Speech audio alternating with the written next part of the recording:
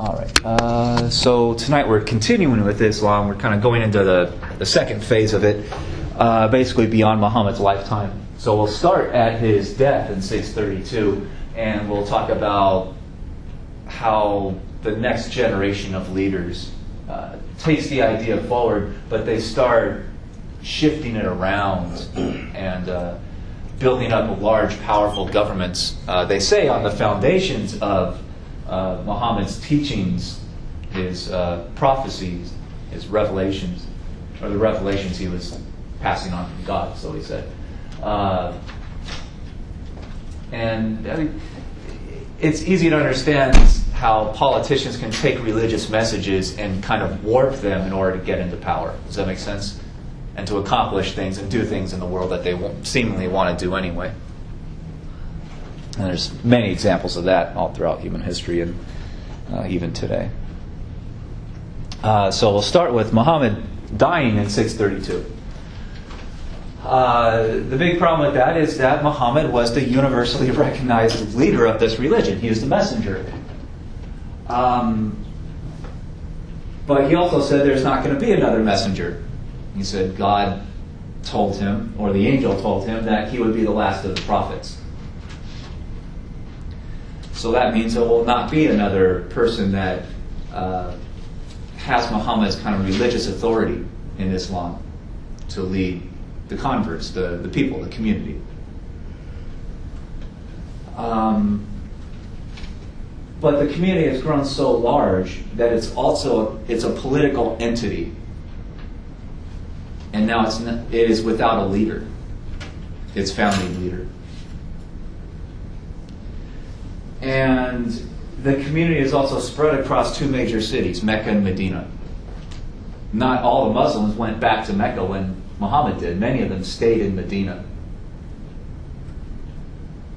And a lot of those people, especially in Medina, do not trust the people in Mecca to take over leadership of this community, because some of those leaders in Mecca had attacked Muslims in Medina during the kind of civil war between the two cities. So, sound familiar?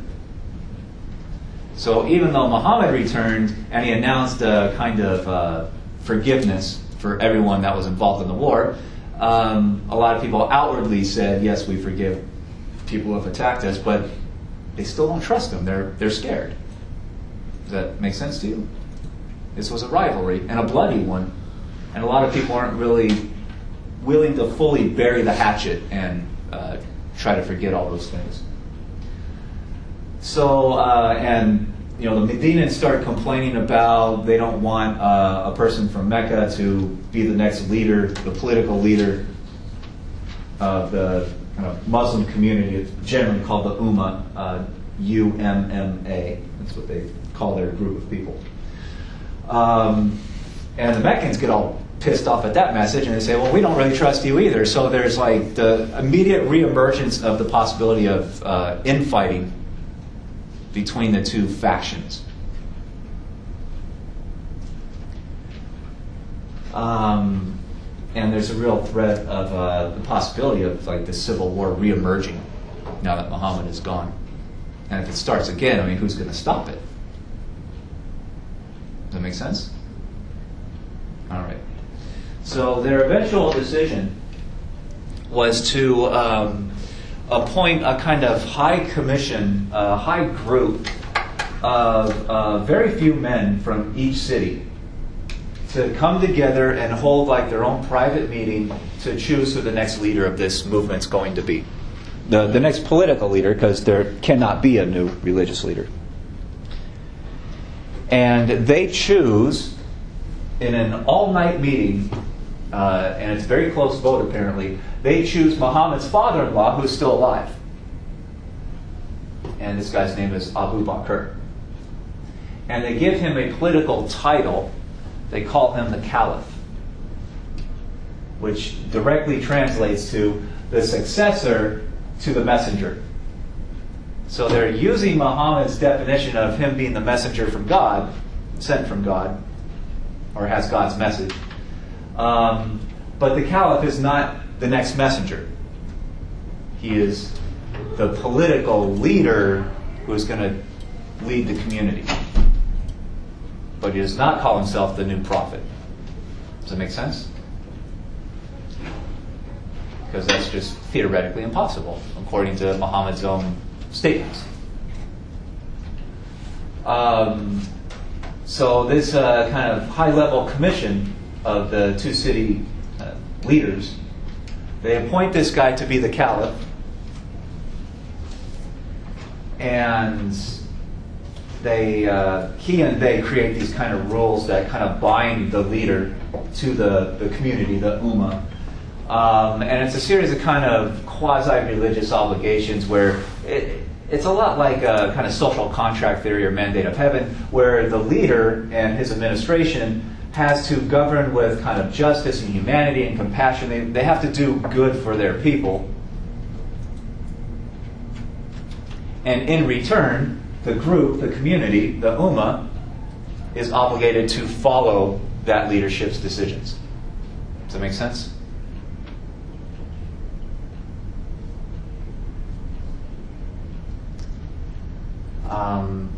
And if either side, either the leaders or the people, kind of break that promise, that trust, that kind of contract, that is declared to be a sin against God. So it has this quasi-religious kind of message to it, almost like a punishment, afterlife punishment kind of idea. But this doesn't come from Muhammad. He's gone by this point. So if the leadership starts becoming oppressive and tyrannical over the people, then God will punish them, and the people don't have to follow them anymore. That's the theory. But if the leadership is good and the people start a revolution against it anyway, then they could be punished by God. So it's like kind of dual obligations, responsibilities to each other. Does that make sense? So it's an attempt at good government kind of contract. And Abu Bakr apparently seems to believe very deeply that Muhammad made several kind of smaller statements about Islam being like the one or the most perfect message that God has sent because it's the most updated one, and that God wants all people to convert to Islam. And Abu Bakr seems to infer that that means that their movement should not just sit in these two cities. They have to expand. And Abu Bakr will order the attack to build up armies and attack neighboring areas, especially to the north, the very year that Muhammad dies, later that same year. So they will build up big armies and attack northward up into what on this map is kind of Syria and Palestine, which is owned at this point by the Byzantine Empire, the old leftover of the Roman Empire, the eastern half of the Roman Empire. So they are attacking one of the big power players in that area, one of the big, powerful states, governments. And at virtually the same moment, they're going to launch another army kind of through the desert into the northeast, into old Mesopotamia, which at that point is owned by the leftover of the Persian state, the Persian Empire. So at the same time, they're attacking two very large and powerful empires, and they're really just coming from two cities. So it's extremely ambitious. Or others, the flip side of saying ambition could also mean it's extremely dangerous to upset two of the major military powers in your neighborhood at the same time. Does that make sense? Yeah. And because they don't have a big population to build gigantic armies out of and just overrun the enemy, their military strategy is really pretty simple. It's hit-and-run tactics. Come out of the desert, hit the enemy holdings in a place where they're vulnerable, and steal everything of value that you possibly can to kind of rebuild your own forces, and then run back into the desert before they can catch you. And they do this over several years, and very successful because they're surrounded by this Arabian desert that they know how to hide in, and they go back into the desert whenever the enemy's forces come out to fight. Does that make sense? And that's something that militaries that want to attack, when they're much smaller than their enemy and much weaker, and they know it, these are often the kind of tactics that they use. Because they know just going to the battlefield and facing off against a giant enemy army is a kind of a suicide mission. They ain't going to win it. So they have to adapt their tactics to what is available to them. So, George Washington, the American colonists, fought a very similar kind of warfare against the British Army because they were so small and undersupplied during the American Revolutionary War. So see this happening all over the place. Moving on from here. Yeah. Oh, okay. Well, Abu Bakr is already a really old guy. I mean, Muhammad was, in his 60s or so when he died. And this is Muhammad's father-in-law. So Abu Bakr is maybe around 20 years or something like that older than Muhammad was. So Abu Bakr doesn't last very long. He's already an old guy by the time he's appointed to be the caliph. So when he dies, just 2 years later in 634, this Grand Commission that chose him is reassembled.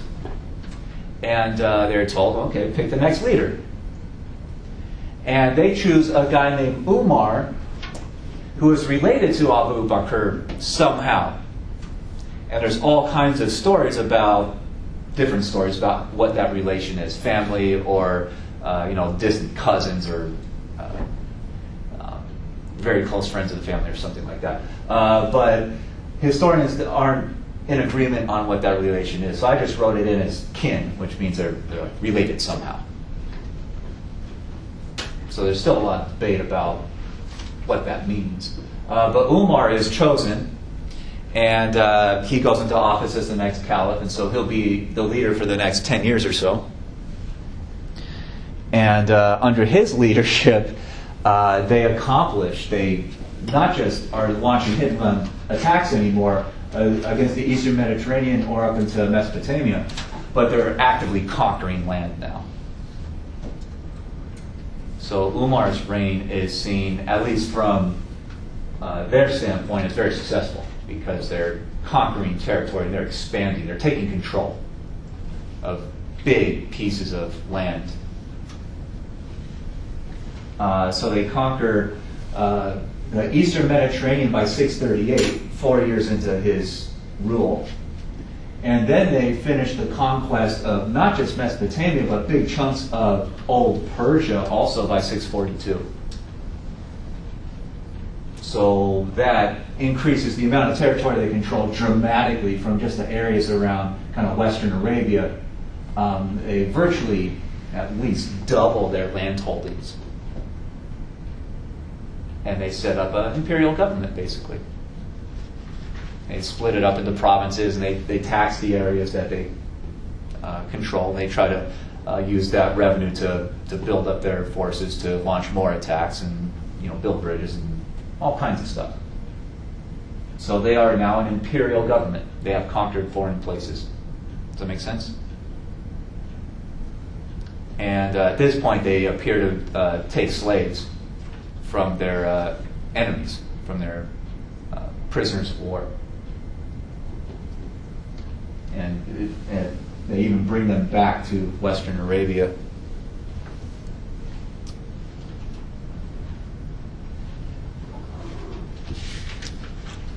All right. And in celebrating some of these achievements, Umar himself is actually killed by a slave brought from Persia.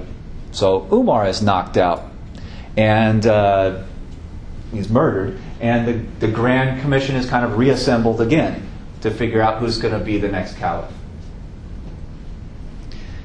And at this point, they run into a problem.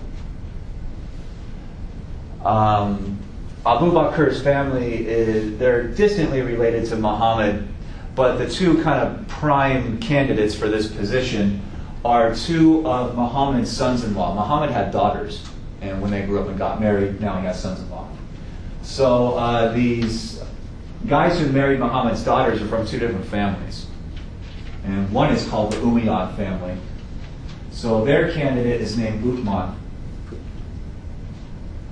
And there is another likely candidate who married another one of Muhammad's daughters. His name is Ali. And when the commission is reassembled in 644, these are the two most likely contenders to be the next caliph. And again, they hold this very long meeting, very contentious, goes late into the night, and the eventual vote is taken, and Uthman is elected caliph. So he becomes, the third caliph, the fourth leader of Islam, or the Ummah, the Muslim community, which obviously is growing massively now because they're conquering all this land. And Uthman does an important thing. This is a big government now, right? They have a big military. They have a big bureaucracy. And when Uthman is named caliph, there are a lot of people in the bureaucracy, a lot of office holders in the government that wanted Ali. And when Uthman goes into office, he fires all those people, kicks them out of the government, basically saying they're not trustworthy. And he hires men from his own family, from the Umayyad family, and brings them into the government to fill all those vacancies. Does that make sense? And a lot of those former office holders are now really angry. I mean, they've just been fired, they say, for no reason. And they've been doing a good job in the government so far, and now they're left out in the cold under this new leadership. So what do? Well, they don't like him. They may think about killing him, but that'll be later. But what do they do immediately now that they're unemployed? Revolt. Yeah, they start talking about revolt. They hate Uthman, they hate the Umayyad family because they view themselves as victims. So who do they join? Yeah, they go to Ali and they build up a political party, basically an opposition party. What do you mean as what you just said right now? Which part? The party Ali? Yeah, they'll build up a political party. They will oppose the sitting government and try to get into power.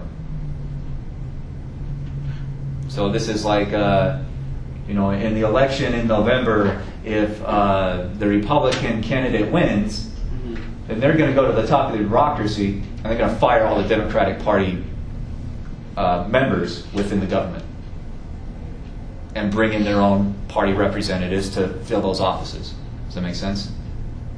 And all those fired employees, they're not going to like that, so they're going to join the opponent. So when do we have the two different religions, or two separate branches? This is where it started. And Sunni. Yeah. This is where this is the very, very, very beginning of it. But it starts off as a political split. It's not a religious split. They're all Muslims. They all agree on that. It's anger at who's running the government and how the government's being run. Does that make sense? And over many, many, many years, it comes to be seen as kind of a feud between these two parties, and they start talking about how they're like slightly religiously different from each other and all kinds of stuff. But this is the beginning of it. And often if you listen to one side or the other's complaint about their enemy, they say it goes back to how the fourth leader of Islam was chosen. And that's exactly what it is. Does that make sense? Okay, so that's kind of the internal building up of political parties within the bureaucracy. And this is what we call the politicization of government, of the bureaucracy. These are a lot of office holders who were just like professional accountants or something working for the government. And politics came to them and pushed them to join one side or the other. Does that make sense? They often wanted to just stay out of this controversy.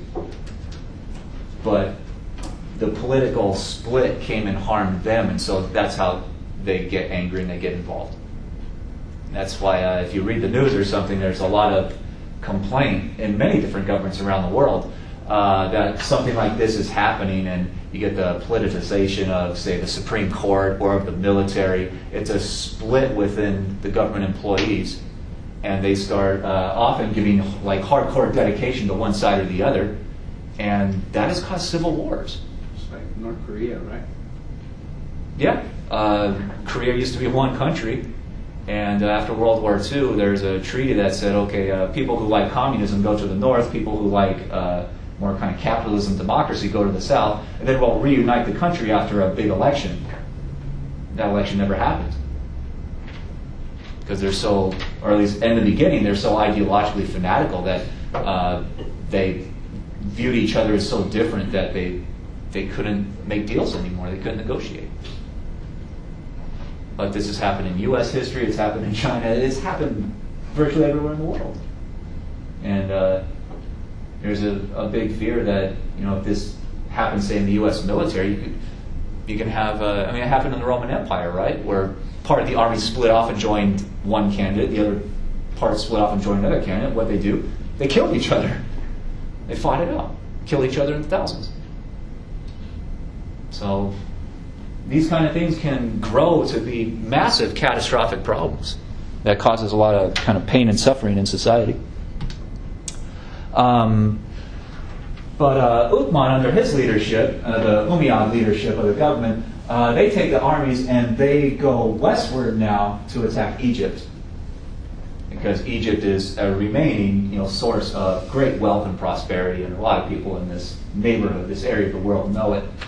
So Egypt has been invaded and conquered by several different giant empires by this point. And the Umayyad-led Muslim empire is just the most recent right now. They go in 645 and conquer Egypt and make it just another province, another area of their growing empire.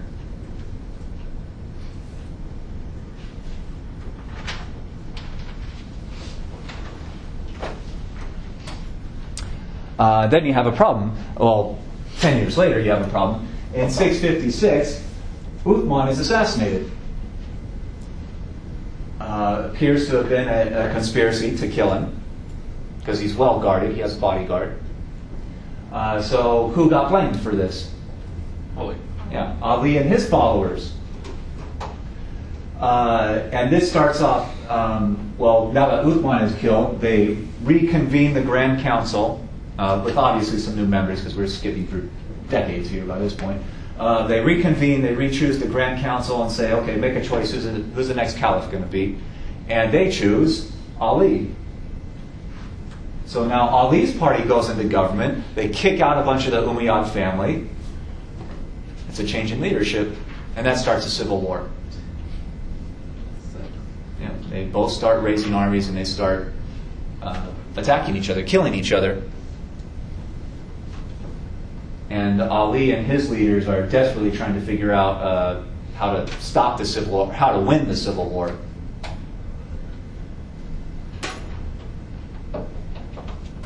And in the midst of it, Ali himself is assassinated in 661.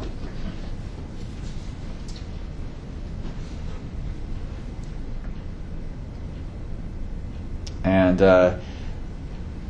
the word assassinate, the label calling someone assassin actually comes out of this era. It comes out of their language. So that's how many conspiracies and whatnot. I mean, it changed the words we use to describe what's going on. So it's pretty chaotic. And once Ali is killed, they have to reconvene the Grand Council, choose a new leader, and they go back and the council chooses another kind of leader of the Umayyad family. This guy's name is Muawiyah. And he's the one that's really going to totally, finally solidify these two different political parties. Muawiyah and the rest of the Umayyad, they will start calling themselves the Sunnah party, which translates to kind of like traditions of the Prophet, basically. They claim to be basically the conservatives. They're following what Muhammad wanted to do. Isn't that what Saudi Arabia is mostly right now? Sunni. Yes. And the other party calls itself the Shia Ali, which basically translates to the party of Ali. So that one's pretty simple. Those are the original labels that they adopted. Over many centuries, words and spelling of words changes. So today, the one on the left, the Sunna, today are known as the Sunni. Just replace the A with an I, basically. And the Shia Ali have become known as just the Shia, or the Shiites. So, words, language warps, evolves over time. But these are the original words to describe them.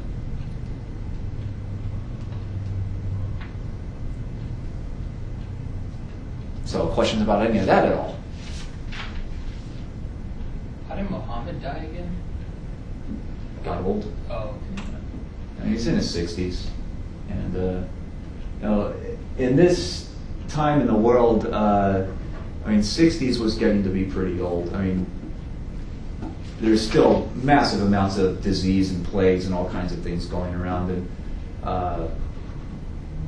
if you made it into adult life, you had a pretty decent chance of making it to your 60s, unless, plague or a war or famine or something killed you. But once you get into your 60s, you're starting to get pretty frail. And it's pretty extraordinary for back then for people who live into their 80s.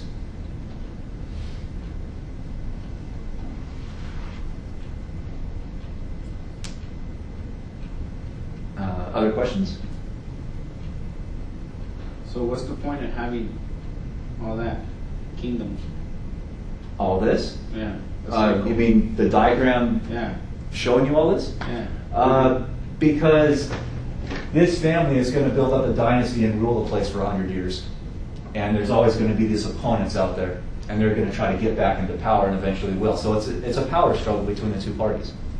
And you're going to see it play out decade after decade for the next couple hundred years. It's crazy how even today religion really influences that part of the world. You see. Yeah, but Just the I don't think it's just that part of the world. I mean, you look at even American politics today. I mean, certain parties have real religious affiliations, and I argue that in American politics today, you have political leaders or people who want to be leaders, people who run in elections with a religious message, even though they don't seem to be very religious themselves or make religious decisions based on religious ideas, because they know if they go to churches and talk to congregations and say if they're elected, they're gonna lead the city or the country or whatever according to these religious ideas, then a lot of those people will vote for them. So this becomes an Umayyad government, basically a dynasty of the family. They become a royal family or Muawiyah sets it up. So they're going to make big changes to how this government operates. One of the big ones is to start talking about an idea that is in the Quran that's called jihad, which is generally defined as struggling or kind of fighting back. The Umayyads and a lot of others will define it as religiously justified warfare, religious war, to attack large populations that are not Muslims and get them to convert to Islam. So that's often an Umayyad belief that God, Allah, wants all people to be Muslim, totally across the whole world. They realize that that's going to be virtually impossible. There's going to be some people who resist and will, rather die than convert. So the general idea becomes we should at least conquer the territory, establish an Islamic-based government, so that the people living in the territory, even if they don't want to kind of formally convert to Islam, as long as they're following the government's laws, then they're following the kind of tenets of Islam, the beliefs of Islam. Does that make sense?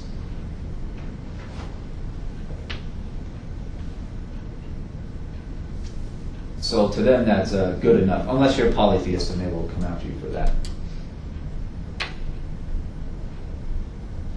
But it's a theory that we've run into before. I mean, the Romans believed this in many places, and keeps happening over and over again.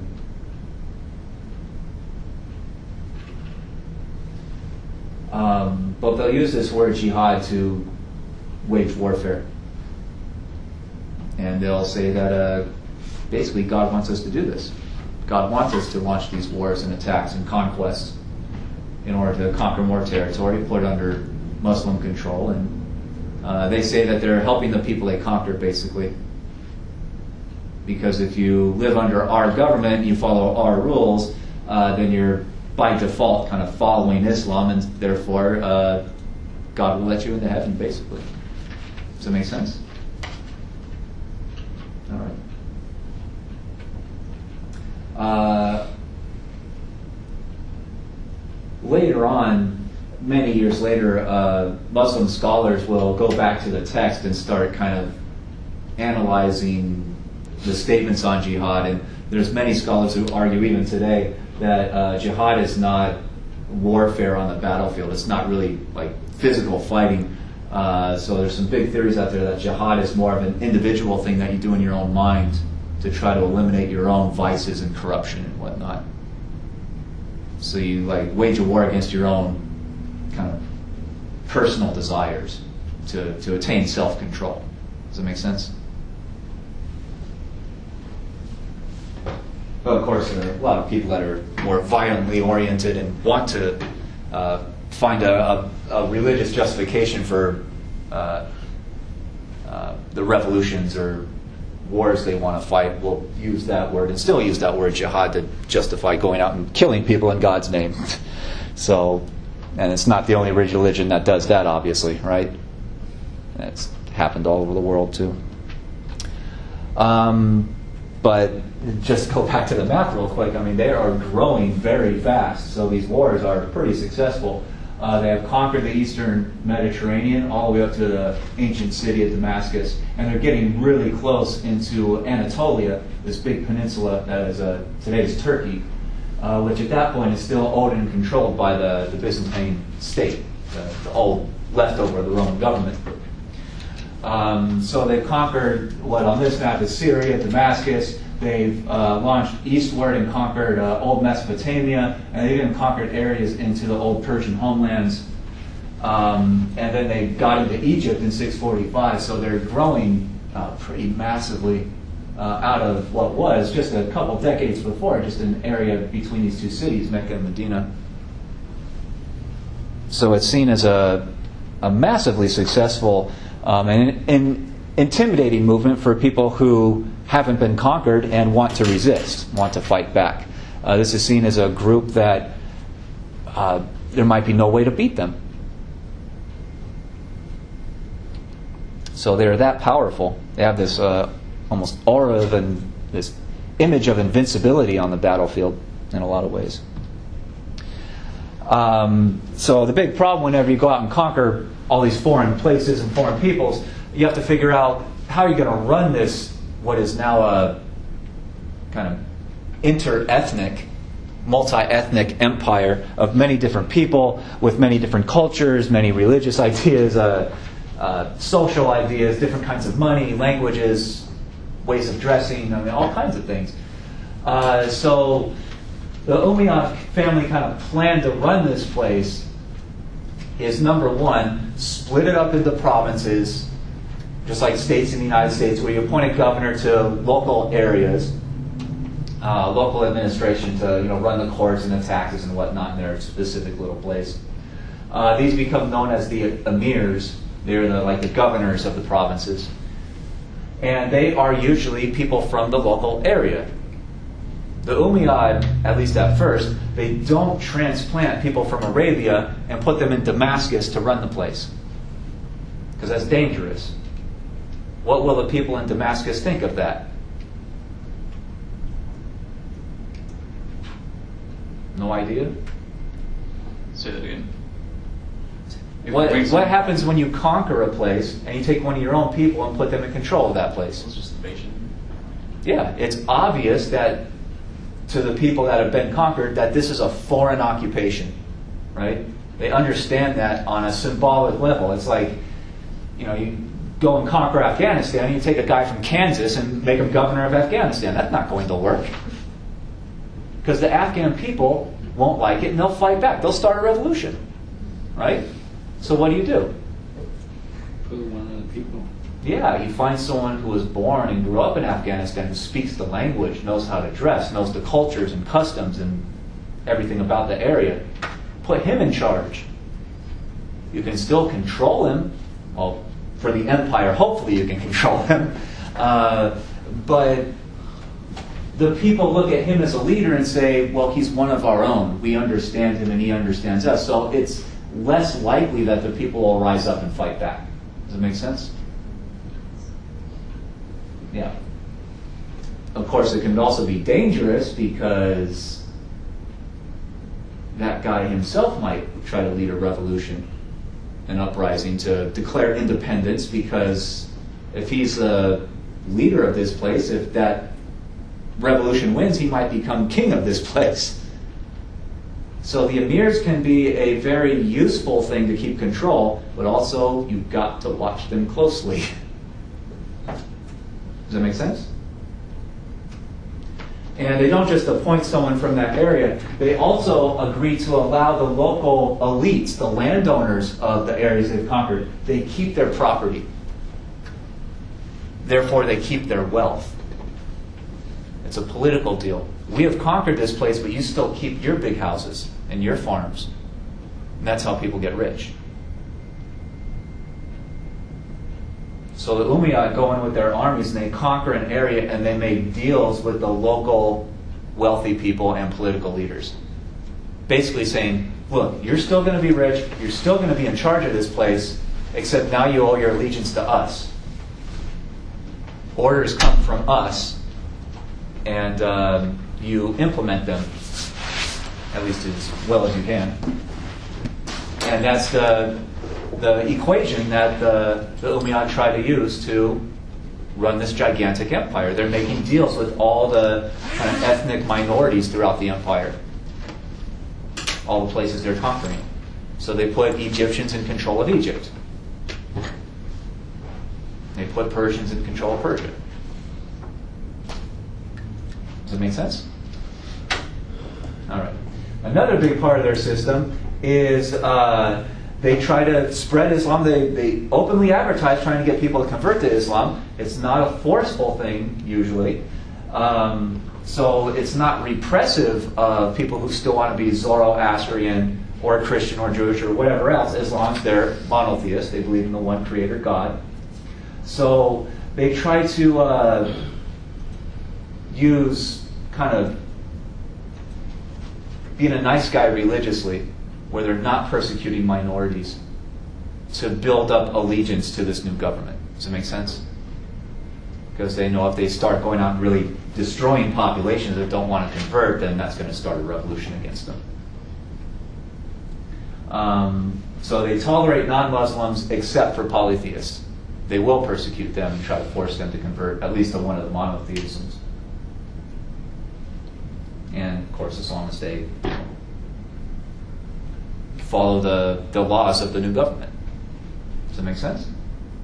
So all this stuff is wrapped up together. You can't really just isolate one facet or one piece of it, because it's a whole program of imperial control. So, questions about any of those at all? Oh, good. All right. Okay, so there's Muawiyah, the leader of the Umayyad family. He is the caliph, so he is kind of political head of this empire. He's basically the emperor. And the Umayyad family are throughout the bureaucracy, and they're his highest advisors and whatnot. I think Muawiyah, he died in, I think, 680. But before he died, he tried to figure out how to keep his family on the throne, how to stay in control. And he does that by making the Umayyad family basically into a monarchy. He designates one of his sons as heir to the throne, the next emperor, whenever something happens to him and he's not around anymore. So Muawiyah says no more of that commission that is chosen by the cities and they elect the new caliph. That's gone. He erases that process. So there's an heir to the throne, and when Muawiyah dies, that guy becomes the next emperor, and he assigns his own heir to the throne. So it's a royal family. And they'll stay around for about 100 years. 90 years they'll stay in control of the place. Another thing they do is to move the capital city way north up to Damascus. Let's go back to the map real quick. Somewhere. There. Damascus is pretty far north of Mecca. And they specifically move it to Damascus because the Umayyad want to launch more attacks against the Byzantine Empire and knock them out. Destroy the Byzantine area and take control of it. And they move the government up to Damascus because it's close enough, and it's already an ancient city, has a huge population, and that becomes their government capital city. Oops. All right. And they stick with the emir system of people from the localities running their own place. The Umayyad will, decades later, abandon that system.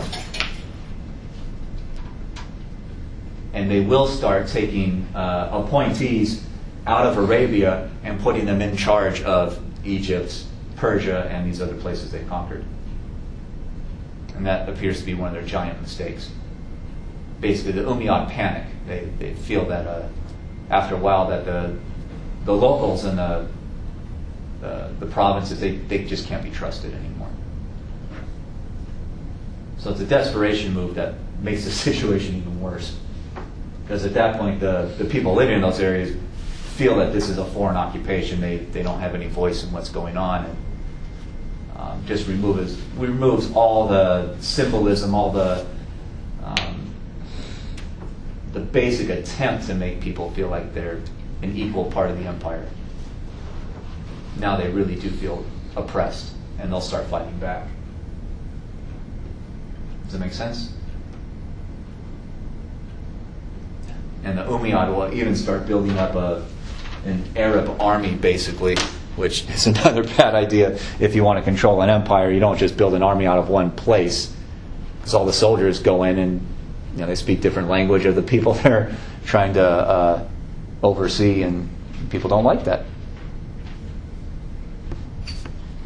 And it becomes very difficult for the soldiers if they don't speak the language of the place they're stationed. They don't know who's a friend and who's an enemy. All right. So under the Umayyad, they'll not just start attacking the Byzantine, but they're going to send massive armies even further east from Persia and start attacking into the Indian civilizational area. They get to where is today Afghanistan, basically. Doesn't say so on this map, but that's really the area they're conquering. They had dreams of getting into India and conquering all of India also, but that's going to be a problem for them. But they do conquer and control Afghanistan. And then they launch other armies from Egypt further west and go shooting across the northern coastline of Africa, which has many ancient cities.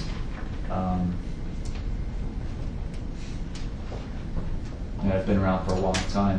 They go across the northern coastline because really anything away from the coastline going south, that's the giant Sahara Desert, which is one of the biggest and most difficult to survive in the world. And you still hear that description of Africa today. There's the northern cities, and then there's what they call sub-Saharan Africa, Africa that is south of the Saharan Desert. That's usually Central and Southern Africa.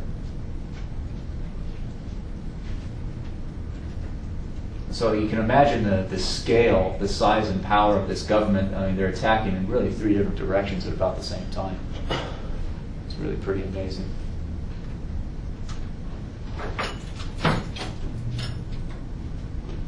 So, good with that? Questions about that at all?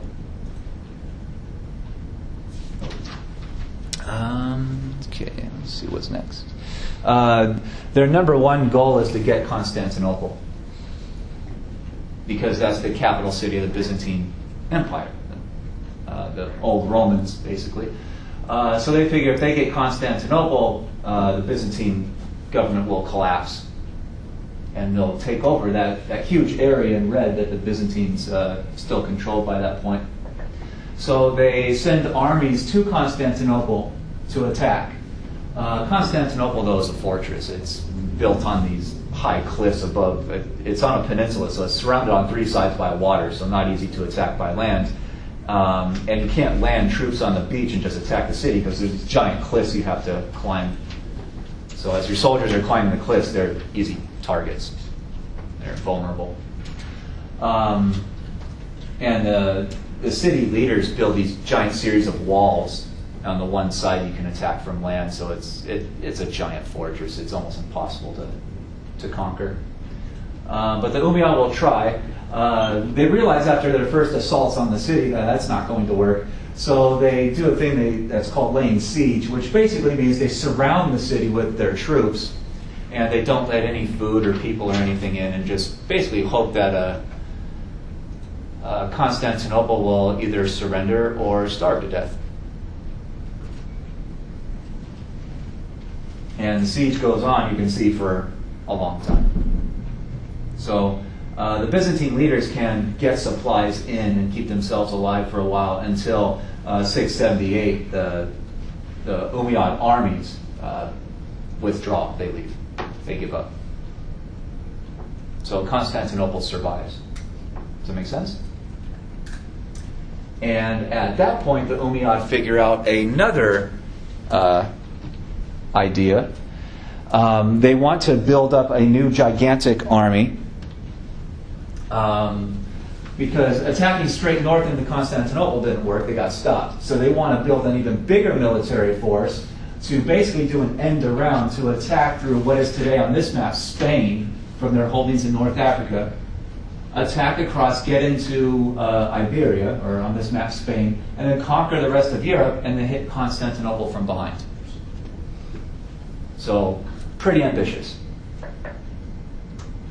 And that's going to take a whole lot of soldiers and supplies, and that means a whole lot of money. And the Umayyad Empire is in a really favorable position at this point in history, because they are at the intersection of all the trade routes that lead from North Africa and Europe going toward India, China, and they already control Persia. So all those traders that want to get through and make a lot of money off of the Silk Road or Salt Road or Spice Road trade, it's all the same road, they're going to have to go through the Umayyad holdings, their territory. And those travelers are coming through with a lot of money. So what do the Umayyad do? Yeah, they raise taxes on them. Taxes on crossing bridges, taxes on staying in hotels, taxes on all kinds of things that you could possibly imagine.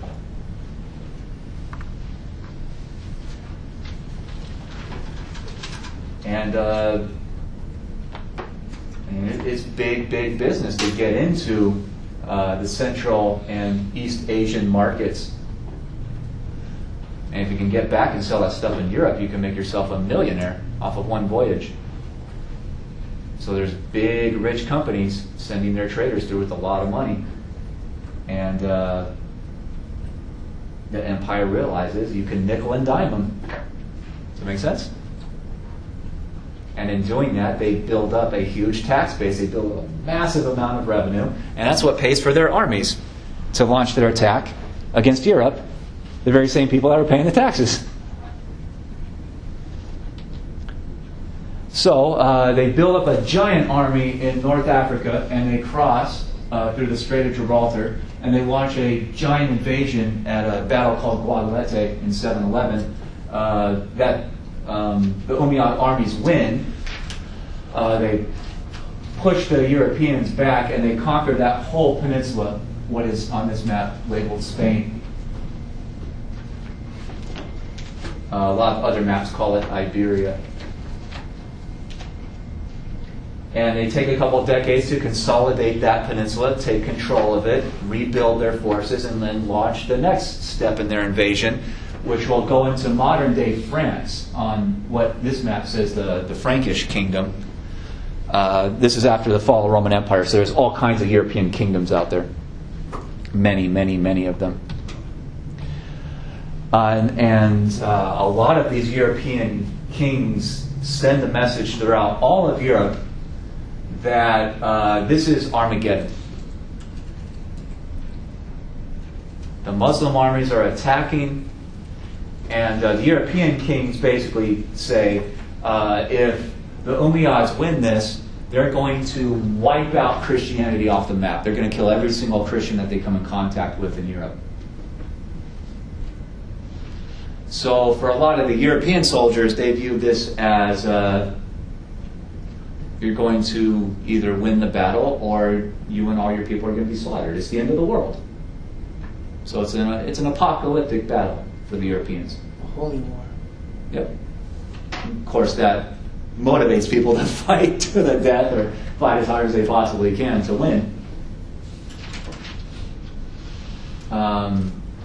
And they do win. The Europeans win the Battle of Tours in what is today kind of northwestern France.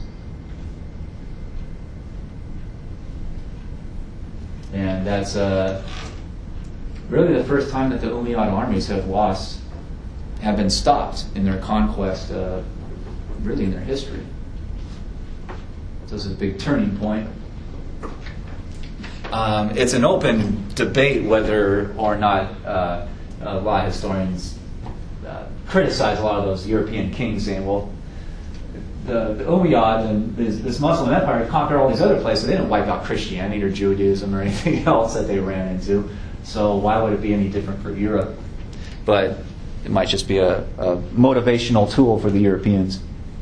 And this is a famous European painting from over 1,000 years later in the 1800s of supposedly what this artist thought the battlefield would have looked like. And you can see it's a pretty one-sided interpretation, right? I mean, the Europeans are fighting like bravely, and you can see them. You can't really see the darker skinned Muslim legions or whatever you want to call them, right? So it's kind of racist interpretation. But you also see they're fighting with the cross behind them, so they're like defending Christianity's existence. And what else is in there? Right in the middle of the battlefield. Yeah. God is on their side. That's how the Europeans see this. Oh, God so intervenes. That's God? Oh, it's the Virgin Mary. It's the Virgin holding a child. Oh. Yeah. So it's like, this isn't just the Europeans by themselves winning the battle. This is God intervening in the world to protect Christianity from being wiped out. And this That's is, how the Europeans see it. These are the Moors? What they called them? No, they're not the Moors yet. Oh, okay. They're just one more province of the Umayyad Okay. Empire, which has many, many, many, many provinces. So yeah. So that's what the Europeans think of this. And there's a lot more European historians that have written on this, and European kings celebrated this. So it's a big thing for the Europeans. It's like one of the giant moments in European kind of post-Roman history. Okay, so questions about Torah at all? All right, so it's where the Europeans stopped the Muslim invasion. Let's see, well, and go back to the map. The Umayyad, the Muslim Empire, will retain control of Spain, Iberia. So it's still a province for them, They just failed to get into France, but they still control that part of Europe and will control it for another 700 years, give or take, 750 years.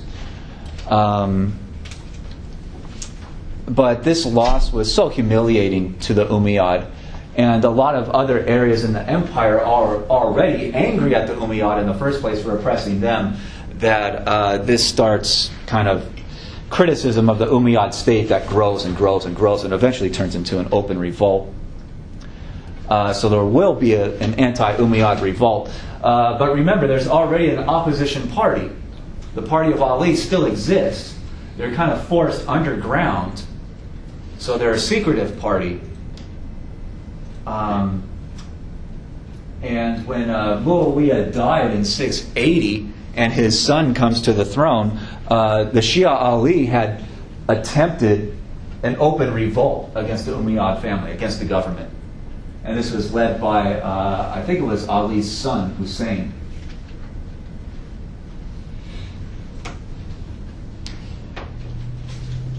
And this is basically the reemergence of the Sunni-Shia civil war, the political warfare. The Umayyad win that war that year, and they kill Hussein himself and wipe out a huge part of his family. So ever since, from that point, the Shia Alis say that they're not just kind of politically repressed and forced underground, but that this was like a genocidal move against them, so that the Sunni are like hugely violent and just kind of crazy, and they got this close to killing us all in that year, and we barely survived. So the Shia have really ever since defined themselves as like the most oppressed of the oppressed, and the victims of political genocide, basically. Does it make sense? Mm-hmm. Yeah. So that was one attempted revolt that didn't work for them. But after 680, they go back underground. They meet and try to organize themselves in secret to survive being jailed or anything like that. So they still exist. And then the Battle of Tor comes along that really just completely destabilizes the Umayyad Empire because it was such a humiliating loss, such an expensive loss. And just about a decade later, a giant anti-Umayyad, pro-Shia revolt starts way up in northeastern Persia. The Umayyads send one of their armies out to that area to put the revolt down, to kill it. And the revolutionaries win the battle. So now it's starting to look like not only have the Umayyad lost at Tor, which is a big symbolic thing, but now they can't even put down revolts against their own subjects. Does that make sense? And when that happens, that's when the whole thing just explodes. Everyone who has a gripe against the Umayyad, against this government throughout the whole empire, all take this opportunity to basically all rise up at the same time. Does that make sense?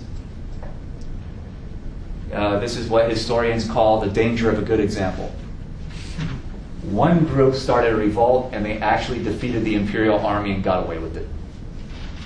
And that inspires others to all rise up. And within a couple of years, the Umayyad government, they can't control it. The whole thing is just collapsing.